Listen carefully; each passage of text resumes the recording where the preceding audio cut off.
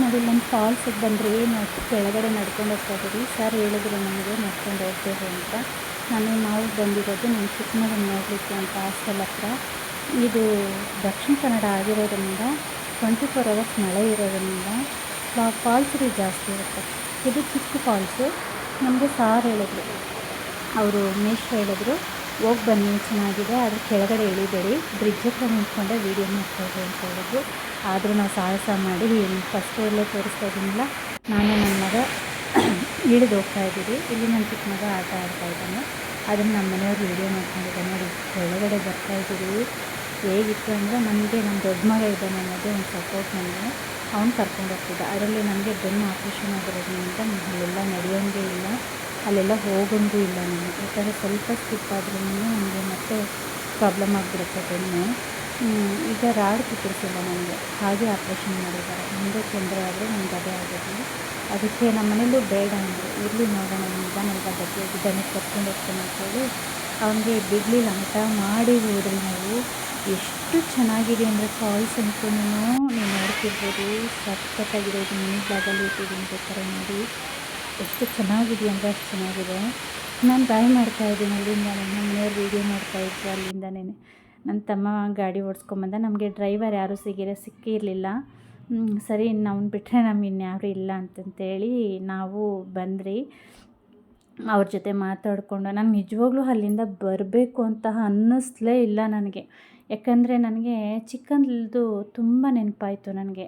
ನಾವು ಹೊಳೆಗಳಲ್ಲಿ ಇದೇ ಥರ ನೀರು ಹರಿತಾಯಿತ್ತು. ಆದರೆ ಫಾಲ್ಸ್ ಅಂತೂ ಅಲ್ಲ, ಕೆಳಗಡೆನೇ ನೀರು ಹರಿತಿತ್ತು. ಅಲ್ಲೇ ಬಟ್ಟೆ ತೊಗೊಂಡೋಗಿ ಈಜೊಡೆದು, ಅಲ್ಲೇ ಮೀನುಗಳಿಡ್ದು ಸುಟ್ಕೊಂಡು ತಿಂದು, ನಾವು ಹೇಡಿ ಅಂತಾರಲ್ವ ಅದನ್ನು ಹಿಡಿದು ಉಪ್ಪು ಖಾರ ಹಾಕ್ಕೊಂಡು ತಿಂದ್ಕೊಂಡು ನಾವು ಎಂಜಾಯ್ ಮಾಡ್ತಾ ಇದ್ದಿದ್ದೆಲ್ಲ ನನಗೆ ನೆನಪು ಬರ್ತಾಯಿತ್ತು. ನಾವು ಯಾವಾಗೂ ಹೊಳೆಗೆ ತೊಗೊಂಡೋಗಿನೇ ಬಟ್ಟೆಗಳೆಲ್ಲ ಒಗಿತಿದ್ದಿದ್ದು.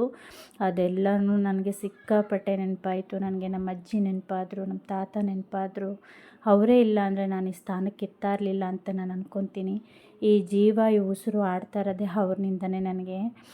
ಅವ್ರನ್ನ ತುಂಬ ಮಿಸ್ ಮಾಡ್ಕೊತಾ ಇದ್ದೀನಿ ನಾನು. ಈ ನೀರು ನೋಡಿದ್ಮೇಲೆ ನನಗೆ ಅವರು ಸ್ವಲ್ಪ ನೆನಪಾದರು ನನಗೆ. ಸರಿ, ನನ್ನ ಮಗ ಅಲ್ಲಲ್ಲಿ ಕುತ್ಕೊಂಬ, ನಿನ್ನ ವೀಡಿಯೋ ಮಾಡ್ತೀನಿ ಅಂತೇಳಿ ಅವನೇ ವೀಡಿಯೋಗಳೆಲ್ಲ ಮಾಡ್ದೆ. ನನಗೆ ಯಾಕೂ ಗೊತ್ತಿಲ್ಲ, ಅಲ್ಲಿ ಹೋದ್ಮೇಲಂತೂ ಆ ಇರೋ ಫಾರೆಸ್ಟ್ ಥರ ಇರೋದು ನಮಗೆ ಗ್ರೀನಾಗಿ ಕಾಣೋ ಅಂಥದ್ದು ವೆದರ್ ಆಗಿರ್ಬೋದು, ಮತ್ತು ನಮಗಿರೋ ಲೊಕೇಶನ್ ಆಗಿರ್ಬೋದು, ಎಷ್ಟು ಚೆನ್ನಾಗಿತ್ತಂದರೆ ಸೂಪರಾಗಿತ್ತು ಅದು. ನನ್ನ ಮಗ ಬೇರೆ ಆಡ್ತಾನೇ ಇದ್ದ. ಅವನಿಗೂ ಸ್ವಲ್ಪ ನೀರಿನ ಹೆದರಿಕೆ ಜಾಸ್ತಿ. ನನ್ನ ಚಿಕ್ಕ ಮಗನಿಗೆ ಅವನು ತುಂಬ ಹೆದರ್ಕೊತಾನೆ ಅವನು. ಸರಿ, ಅವನ ಮೆಟ್ಲ ಮೇಲೆ ಬರ್ತಿತ್ತಲ್ಲ ನೀರು, ಆ ನೀರಲ್ಲೇ ಆಟ ಆಡ್ಕೊತಿದ್ದ ಅವನಂತೂ ಕೆಳಗೆ ಬರಲಿಲ್ಲ, ಸಾಹಸ ಮಾಡಲಿಲ್ಲ ಅವನು. ಬೇಡ ನಡಿ ಅಂದ್ಬಿಟ್ಟು ನಮ್ಮ ಮನೇಲಿ ಅವಕ್ಕೂ ಭಯ, ಅವ್ರಿಗೆ ಏನಾಗ್ಬಿಡುತ್ತೋ ಇವಳು ಹೋಗ್ತಿದ್ದಾಳಲ್ಲ ಅಂತ. ಎಷ್ಟು ಚೆನ್ನಾಗಿತ್ತಂದರೆ ನಿಮಗೆ ಏನಾದರೂ ಇಷ್ಟ ಆದರೆ ಒಂದು ಲೈಕ್ ಮಾಡಿ. ನಾನು ವೀಡಿಯೋ ಯಾವ ಥರ ಮಾಡಬೇಕು ಅನ್ನೋದನ್ನು ನನಗೂ ಕಮೆಂಟ್ ಅದಕ್ಕೆ ಸರಿ ಅಂತಂತೇಳಿ ಇದನ್ನು ಎಲ್ಲ ಮುಗಿಸ್ಕೊಂಡು ನಾವು ಅಲ್ಲೇ ಸುಮಾರು ಹೊತ್ತು ವೀಡಿಯೋಗಳು ಮಾಡಿಕೊಂಡು ಸೆಲ್ಫಿಗಳು ತೊಗೊಂಡು ಎಲ್ಲನೂ ಮಾಡಿಕೊಂಡು ನಾವು ಅಲ್ಲೇ ಇದ್ರಿ. ಸುಮಾರು ಹೊತ್ತು ನಾವು ಟೈಮ್ ಸ್ಪೆಂಡ್ ಮಾಡಿದ್ರಲ್ಲಿ. ಮತ್ತು ನಾವು ಬೆಳಗ್ಗೆ ತಿಂಡಿ ತಿಂದು ಬಂದಿದ್ರಿ ನಾವು ಬರೋವಾಗೆ.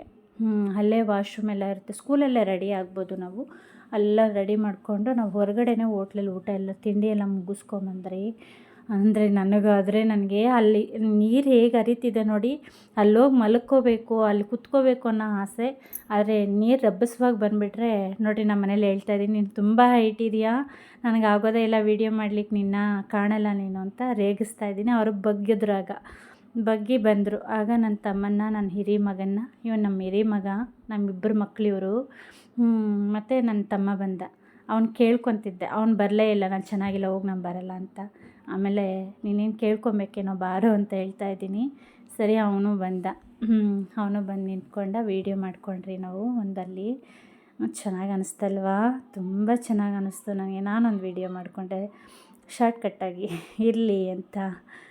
ನಿಮ್ಗೆ ಹೇಗೆ ಅನ್ನಿಸ್ತು? ಮತ್ತು ಇಲ್ಲಿ ಎಲ್ಲರೂ ನಿಂತ್ಕೊಂಡು ಫಾಲ್ಸು ವಾತಾವರಣ ಎಲ್ಲನೂ ಸ್ವಾದಿಸ್ತಾ ಇದ್ದರು. ಹೇಗಿತ್ತು ಅಂದರೆ ಅದು ಹೇಳಲಿಕ್ಕಾಗಲ್ಲ ಬಿಡಿ. ಇರೋ ಲೊಕೇಶನ್ಗೆ, ಆ ಫಾಲ್ಸ್ಗೆ, ಅದಕ್ಕೂ ಇದಕ್ಕೂ ಅಬ್ಬಬ್ಬಾ ನನಗಲ್ಲೇ ಇರಬೇಕು ಅನ್ನಿಸ್ಬಿಡ್ತು. ನನಗೆ ಅಲ್ಲಿ ಬಿಟ್ಟು ಬರೋಕ್ಕೆ ಮನಸ್ಸೇ ಆಗಲಿಲ್ಲ. ಇವ್ರೇನು ಮಾಡಿದ್ರಂದರೆ ನಮ್ಮ ಮನೇಲಿ ಸ್ವಲ್ಪ ಹೊತ್ತು ನೋಡಿದ್ರು, ವೀಡಿಯೋಗೆಲ್ಲ ಇದ್ದರು. ಸರಿ ನೀನೇನೋ ಮಾಡ್ಕೊ ಅಂದ್ಬಿಟ್ಟು ಹೊರಟ್ಬಿಟ್ರು. ಸರಿ ನಾವು ಅಲ್ಲಿಂದ ಇನ್ನೂ ಸ್ವಲ್ಪ ಮುಂದುಗಡೆ ಹೋದ್ರಿ. ಅಲ್ಲಿಂದ ಮುಂದುಗಡೆ ಹೋಗಬೇಕಾದ್ರೆ ಅಲ್ಲಿ ನೋಡಿರಿ, ನಾನು ಬರ್ತಾಯಿದ್ದೀನಿ. ಅಲ್ಲಿ ಎಷ್ಟು ಕಷ್ಟ ಇದೆ ಗೊತ್ತಾ, ನಿಜವಾಗ್ಲೂ ದಾರಿ ಸಹ ಇಲ್ಲ ಅಲ್ಲಿ ಬರಲಿಕ್ಕೆ, ಸುತ್ತ ಕಾಡೇ ಇರೋದದು. ಆದರೂ ಪ್ರಯತ್ನ ಮಾಡಿ ಬಂದಿದ್ದೀರಿ ಅಂದರೆ ನಾವೇ ಗ್ರೇಟ್ ಆಗಿರಬೇಕದು. ಮತ್ತು ನಾವು ರಿಟರ್ನ್ ಹೋಗ್ಲಿಕ್ಕೂ ಕಷ್ಟ ಇತ್ತು. ಅಂದರೆ ಹಬ್ಸ್ ಜಾಸ್ತಿ ಇತ್ತಲ್ಲಿ, ಆಳಗಳು ಜಾಸ್ತಿ ಇತ್ತಲ್ಲಿ, ಬರೀ ಕಲ್ಲುಗಳೇ ಇದ್ದಿದ್ದು, ಮಣ್ಣು ಸಹ ಇರಲಿಲ್ಲ. ನಮಗೆ ಆ ಕಲ್ಲುಗಳಲ್ಲಿ ಬರೋಷ್ಟು ನನಗಂತೂ ಪಾದಗಳೆಲ್ಲ ನೋವು ಬಂದುಬಿಡ್ತು ನನಗೆ. ಸರಿ ಹಾಗೂ ಹಿಂಗೂ ಮಾಡಿ ನಾನು ಹಿಡ್ದಿರೋ ಹಠ ಬಿಡದೆ ನನ್ನ ಮಗ ಕರ್ಕೊಂಡು ಬಂದೇ ಬಿಟ್ಟೆ ಅಲ್ಲಿಗೆ. ಒಟ್ಟಿನಲ್ಲಿ ನಾನು ಅಂದ್ಕೊಂಡ್ರೆ ನನಗೆ ಸ್ವಲ್ಪ ಅದಾಗ್ಬಿಡ್ಬೇಕು ಅನ್ನೋ ಹಠನೂ ಸ್ವಲ್ಪ ಜಾಸ್ತಿನೇ ನನಗೆ. ಸರಿ ನೋಡಿ, ಇಲ್ಲಿ ಕೆಳಗಡೆಯಿಂದ ವೀಡಿಯೋ ಮಾಡ್ತಾಯಿದ್ದೀನಿ. ನನಗೆ ಅಲ್ಲಿ ಕುತ್ಕೊಂಡೆ. ಆಮೇಲೆ ಅದು ಪಾಚಿ ಕಟ್ಬಿಟ್ಟಿತ್ತು ಕಲ್ಲೆಲ್ಲ. ಅವನು ಹೇಳ್ತಾ ಇದ್ದ ನೀರೆಲ್ಲ ಹುಷಾರು ಅಂತ. ಆಮೇಲೆ ನೀರು ಕುಡಿದ್ದೆ ಅಲ್ಲಿ. ಅಂದರೆ ಬೇರುಗಳಿಂದ ನೀರು ಹರ್ಕೊಂಬಂದಿರೋದ್ರಿಂದ ಅದು ಕುಡಿದ್ರೆ ಒಳ್ಳೆಯದು ಅಂತಂತ ಹೇಳ್ತಾರೆ. ನೀರಂತೂ ಸಿಹಿ ನೀರಿದ್ದಂಗಿತ್ತು, ಅದು ತುಂಬ ಚೆನ್ನಾಗಿತ್ತು. ಸರಿ ಅಂತ ನಾನು ಅಲ್ಲೇ ಒಂದು ರೌಂಡ್ ಇಕ್ಕಿದೆ, ಅದನ್ನು ಒಂದು ವೀಡಿಯೋ ಮಾಡಿಕೊಂಡೆ. ನೋಡಿ, ಇಲ್ಲಿ ಮೇಲೆಯಿಂದ ನೀರು ಧುಮುಕ್ತಿದೆ. ಇಲ್ಲಿ ಇನ್ನೊಂದು ಅಂದರೆ ಸ್ಟೆಪ್ ಬೈ ಸ್ಟೆಪ್ ಇದು ಫಾಲ್ಸು. ಮೇಲೆಯಿಂದ ನೀರು ಹಿಂಗೆ ಹರ್ಕೊಂಬಂದ್ರೆ ಅದು ಕೆಳಗಡೆ ಧುಮುಕೋದು.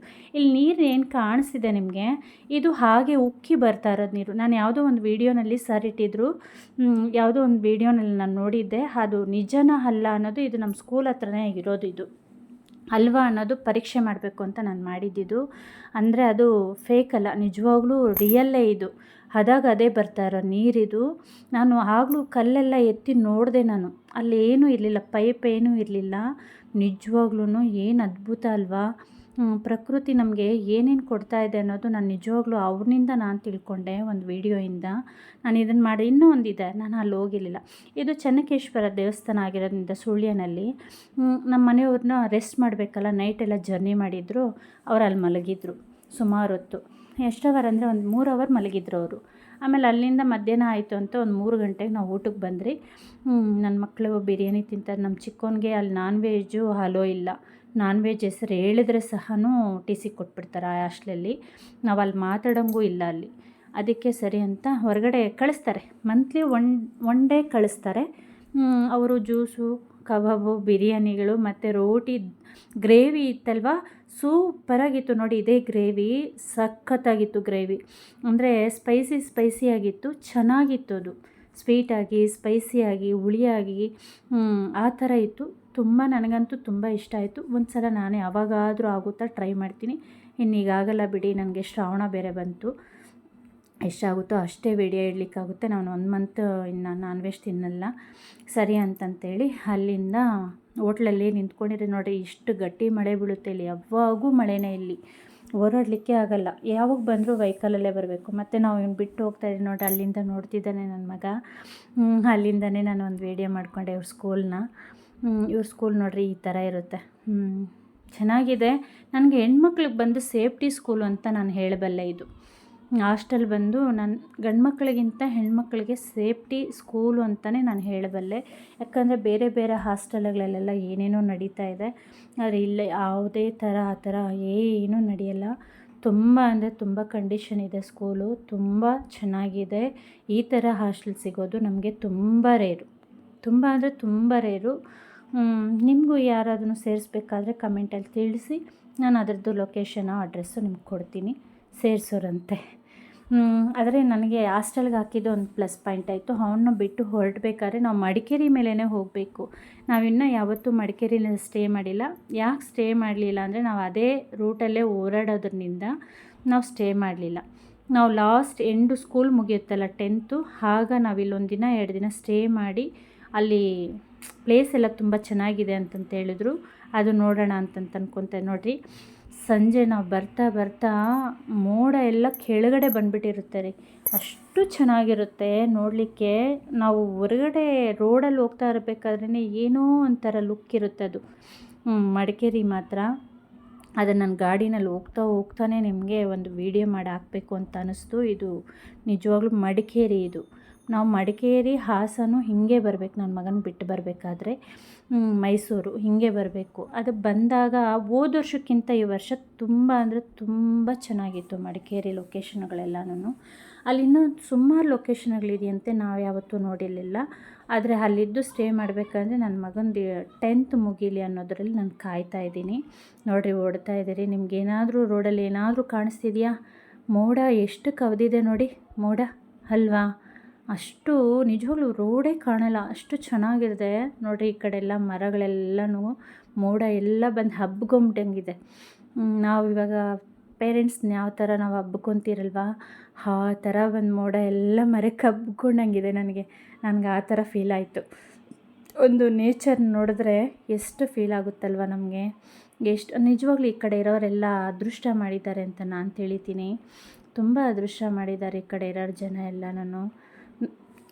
ಅಂದರೆ ಈ ಕಡೆ ಪರಿಸರ ಮಾಲಿನ್ಯ ಮಾಡಲ್ಲ ನಮಗೆ.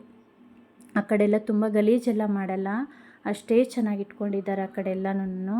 ಆದರೆ ನನಗಂತೂ ತುಂಬ ಅಂದರೆ ತುಂಬ ಇಷ್ಟ ಆಯಿತು. ನಾವು ನಮ್ಮೂರು ಬಿಟ್ಟು ನಾವು ಹೋಗಿ ಅಲ್ಲಿ ಇರಲಿಕ್ಕೂ ಆಗಲ್ವಲ್ಲ. ಇಲ್ಲಿ ನೋಡಿ ಸ್ವಾದಿಸ್ಬೋದು ಅಷ್ಟೇ. ಹೋದಾಗ ಬಂದಾಗೆಲ್ಲ ನನ್ನ ಮಗನ ಹತ್ರಕ್ಕೆ ಹೋದಾಗೆ ಬಂದಾಗೆಲ್ಲ ನಾನು ಹೋದಾಗೆಲ್ಲ ಒಂದು ವೀಡಿಯೋ ಮಾಡ್ಕೊತೀನಿ. ನನಗದೇನೋ ಅದೊಂದು ಕುತೂಹಲ, ಹೇಗಿದೆ ವೆದರು, ಆಗ ಹೇಗಿತ್ತು ವೆದರು ಅನ್ನೋದೇ ನನಗೊಂದು ಕುತೂಹಲ. ಇದು ನಿಜವಾಗ್ಲೂ ನನಗೆ ಇರಬೇಕು ಅಂತಲೇ ಅನ್ನಿಸ್ತು. ನಾವಿರೋ ಸಿಚುವೇಶನ್ಗೆ ನೆಕ್ಸ್ಟ್ ಡೇ ಮತ್ತೆ ಫಂಕ್ಷನ್ಗೆ ಬೇರೆ ಹೋಗಬೇಕಾಗಿತ್ತು. ನನಗೇನೋ ಗೊತ್ತಿಲ್ಲ, ಹೇಳಿದ್ನಲ್ಲ ನಾನು ಎಷ್ಟೋ ವ್ಲಾಗಲ್ಲಿ ಹೇಳಿದ್ದೀನಿ, ನನಗೆ ಓಡಾಡೋದೇ ದೊಡ್ಡ ಕೆಲಸ. ನನಗೆ ಮನೇಲಿ ತುಂಬ ಕಮ್ಮಿ ನಾನು ಇರೋದು. ಆದರೂ ಮನೇನೂ ಮ್ಯಾನೇಜ್ ಮಾಡಬೇಕಲ್ವ, ನಾವು ಬಿಡೋಕ್ಕಾಗಲ್ವಲ್ಲ. ಅದಕ್ಕೆ ಸರಿ ಅಂತ ನಾವು ಅಲ್ಲಿಂದ ವೀಡಿಯೋ ಮಾಡಿಕೊಂಡು ಬಂದ್ರಿ. ಬರ್ತಾ ಬರ್ತಾ ವೀಡಿಯೋ ಮಾಡ್ಕೊಂಡು ಮುಂದೆ ನಡೀತಾ ಇದ್ದೀರಿ. ನಮ್ಮ ಮನೆಯವರು ಏನೋ ಕೇಳ್ತಿದ್ರು ನಮ್ಮ ಚಿಕ್ಕ ಮಗಂದು. ಅವನಿಗೆ ಏನಂದರೆ ತುಂಬ ಭಯ ಪಡ್ತಾನೆ, ಏನು ಅಂತ ಗೊತ್ತಿಲ್ಲ. ಅದೆಲ್ಲ ಮುಗಿಸ್ಕೊಂಡು ನೆಕ್ಸ್ಟ್ ಡೇ ಇದು ನಾನು 2 ದಿನದ ಲಾಗ್ ಇಕ್ತಾಯಿದ್ದೀನಿ ಅಂತ ಬೇಜಾರು ಮಾಡ್ಕೊಬೇಡಿ. ಇಲ್ಲಿ ಫಂಕ್ಷನ್ನು, ಇವ್ರದ್ದೇ ಫಂಕ್ಷನ್, ಇಲ್ಲ ನಿಂತಿದ್ದಾರಲ್ಲ ಅಕ್ಕ, ಅವ್ರದ್ದೇ ಫಂಕ್ಷನ್ನು. ಅದೇ ನಾವು ತಿರ್ಪ್ತಿಗೆ ಫ್ಯಾಮ್ಲಿ ಬಂದಿದ್ರಲ್ಲ ಅವ್ರದ್ದೇ. ಇಲ್ಲಿ 14 ದೇವ್ರನ್ನ ತರಿಸಿದ್ರು. ತುಂಬ ಚೆನ್ನಾಗಿತ್ತು ದೇವರುಗಳೆಲ್ಲನೂ. ಅದನ್ನು ಒಂದು ವೀಡಿಯೋ ಮಾಡಿಟ್ಟಿದ್ದೀನಿ. ನೀವು ಒಂದು ನಮಸ್ಕಾರ ಹಾಕ್ಕೊಳ್ಳಿ. ದೇವ್ರು ನಿಮಗೂ ಒಂದು ಒಳ್ಳೆಯದಾಗಲಿ, ನಿಮಗೂ ಒಂದು ಒಳ್ಳೇದು ಮಾಡಲಿ ಅಂತ ನಾನು ಕೋರ್ಕೊತೀನಿ. ನಮಸ್ಕಾರ ಮಾಡ್ಕೊಳ್ಳಿ. ನಾನು ಅಷ್ಟೇ ಕೇಳಬಲ್ಲೆ ಇದರಲ್ಲಿ, ಯಾಕಂದರೆ ಕರ್ಕೊಂಬರ್ಲಿಕ್ಕಾಗಲ್ವಲ್ಲ. ಅದಕ್ಕೆ ದೇವ್ರನ್ನೇ ಒಂದು ವೀಡಿಯೋ ಮಾಡಿಟ್ಟಿದ್ದೀನಿ. ನಮಸ್ಕಾರ ಮಾಡ್ಕೊಳ್ಳಿ. ನಿಮಗೂ ಎಲ್ಲರಿಗೂ ಒಳ್ಳೆಯದಾಗಲಿ ಇದರಲ್ಲಿ. ಇದು ಒಂದು 14 ದೇವ್ರನ್ನ ತರಿಸಿದ್ರು. ಊರಹಬ್ಬ ಮಾಡಿ ಇದ್ದಿದ್ದು. ನಾವು ಅಲ್ಲಿಂದ ಬಂದು ನೆಕ್ಸ್ಟ್ ಡೇನೇ ಇಲ್ಲಿಗೆ ಬರಬೇಕಾಗಿತ್ತು. ಸರಿ ಅಂತ ನಾವು ಅಲ್ಲಿ ಊಟ ಎಲ್ಲ ಮುಗಿಸ್ಕೊಂಡ್ರಿ. ಊಟ ಮುಗಿಸ್ಕೊಂಡು ಸುಮ್ಮನೆ ಕೂತ್ಕೊಂಡು ಏನು ಮಾಡೋದು, ದೇವ್ರ ದರ್ಶನ ಆಗಬೇಕಲ್ವ ಅಂದ್ಬಿಟ್ಟು ಕೇಳಿದ್ದಕ್ಕೆ ರಚೆ ಹತ್ರ ಇಟ್ಟಿದ್ದಾರೆ ಹೋಗಮ್ಮ ಅಂತಂದರು ಅವರು. ಸರಿ, ಇಲ್ಲಿ ದೇವ್ರನ್ನೆಲ್ಲ ಒಂದು ದರ್ಶನ ಮಾಡ್ಕೊಂಡು ಹೋಗೋಣ ಅಂತಂತೇಳಿ ನಾವು ಇಲ್ಲಿಗೆ ಬಂದ್ರಿ. ತುಂಬ ಚೆನ್ನಾಗಿದೆ. ಒಂದು ದೇವ್ರು ನೋಡಿದ್ರೆ ಒಂದು ದೇವ್ರು ಚೆನ್ನಾಗಿದೆ ನಿಜವಾಗ್ಲೂ. ಎಲ್ಲ ದೇವರುಗಳೇ. ಒಂದು ಮಾತ್ರ ಮುನೇಶ್ವರ ಆಗಿದ್ದಾರೆ, ಅದೊಂದು ಬಿಟ್ಟರೆ ಇನ್ನೆಲ್ಲ ದೇವರುಗಳೇ. ಸುಮಾರು ಒಂದು 14 ದೇವರಿತ್ತು. 14 ದೇವ್ರಿಗೂ ನಮಸ್ಕಾರಗಳು ಹಾಕಿ ನಾವು ಇಲ್ಲಿಗೆ ಬಂದ್ರಿ. ಇಲ್ಲಿಗೆ ಬಂದರೆ ಎಲ್ಲ ಕೂತು ಮಾತಾಡ್ತಾ ಇದ್ದೀರಿ. ಎಲ್ಲ ಫ್ರೆಂಡ್ಸ್ ಫ್ಯಾಮ್ಲಿಗಳೆಲ್ಲನೂ, ಇವರೆಲ್ಲ ಫ್ರೆಂಡ್ಸ್ ಫ್ಯಾಮ್ಲಿಗಳೇ ಇಲ್ಲಿರೋರೆಲ್ಲನೂ. ಹಾಗೆ ಕೂತ್ಕೊಂಡು ಮಾತಾಡ್ತಾ ಒಂದು ವೀಡಿಯೋ ಮಾಡ್ಕೊಂಡ್ರಿ ನಾವು. ಇರಲಿ, ಅವಳು ನಮ್ಮ ಫ್ರೆಂಡು ಇದ್ದಾಳೆ, ಅವಳು ನಮ್ಮ ಫ್ರೆಂಡು ಅವ್ರ ಮಗಳಿದ್ದಾಳೆ. ಅವಳು ಆಂಟಿ ನಾನು ವೀಡಿಯೋ